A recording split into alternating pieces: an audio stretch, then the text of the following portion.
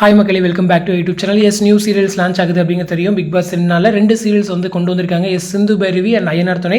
So ரெண்டுமே வந்துட்டு ஒரு மாதிரி ஃபேமிலி பேஸ்டு சீரியல் மாதிரி தான் இருக்குது. ஒன்று வந்துட்டு பேர் 4, அதாவது 2 ஜோடி. இன்னொரு பக்கம் இன்னொரு சீரியல் வந்துட்டு ஒரு அண்ணன் தம்பி பேஸ் பண்ணக்கூடிய ஒரு கதைக்களம் அப்படிங்கிறதா.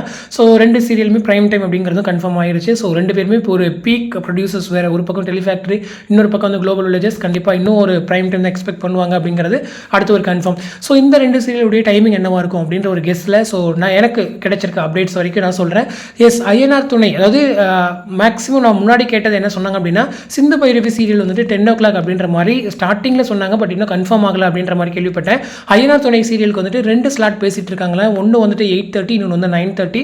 ஸோ இந்த 2 ஸ்லாட்டில் ஏதாச்சும் ஒன்று ஐயனார் துணைக்கு கன்ஃபார்ம் ஆகும். அதை பேஸ் பண்ணி மற்ற சீரியல்ஸோடைய மூவ்மெண்ட் இருக்கும் அப்படின்னு சொல்லி கேள்விப்பட்டேன். பட் எனக்கு பர்சனலாக இருக்கிற ஒப்பீனியன் என்ன அப்படின்னா, 8 o'clock பாண்டியன் சீசன் 2, 8:30க்கு வந்து ஐயனார் துணை சீரியலை மூவ் பண்ணிவிட்டு 9 சிறகடி காசை, 9:30க்கு சிந்து பைரவியும், 10 o'clock வந்துட்டு பாகியலட்சுமி சீரியலுமே ஷிஃப்ட் பண்ணலாம். ஸோ ஏன் பாகியலட்சுமி சீரியலை நான் 10 o'clock ஷிஃப்ட் பண்ணுறேன் அப்படிங்கிறதுக்கு ஒரு ரீசன் இருக்குது.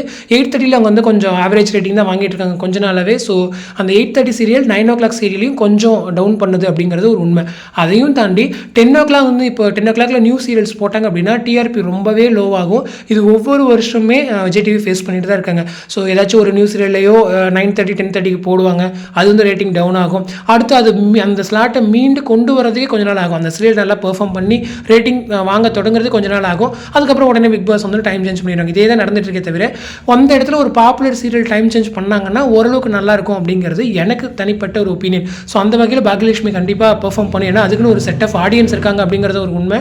ஸோ 10 o'clock போட்டாங்க அப்படின்னா பாகியலட்சுமியும் பெர்ஃபார்ம் பண்ணும். அந்த 10 o'clock ஸ்லாட்டுமே வந்துட்டு ஒரு நல்ல இம்ப்ரூவ்மெண்ட் ஆகும் அப்படிங்கிறது என்னுடைய தனிப்பட்ட விருப்பம். ஸோ ஐயனார் துணையுடைய சீரியல் பார்க்கும்போதும் தெரியுது, ஒரு அண்ணன் தம்பி பேஸ் பண்ண சீரியல் அப்படின்னு சொல்லிட்டு கண்டிப்பாக ஆடியன்ஸால் சீக்கிரம் அக்செப்ட் பண்ணிக்க முடியும். ஸ்டார்டிங்கில் மேரேஜ் வருது அப்படிங்கிறதால இன்னுமே அந்த சீரியல் வந்து இன்னும் கொஞ்சம் பிக்கப் ஆகிடும் அப்படின்னு சொல்லி எனக்கு தோணுது.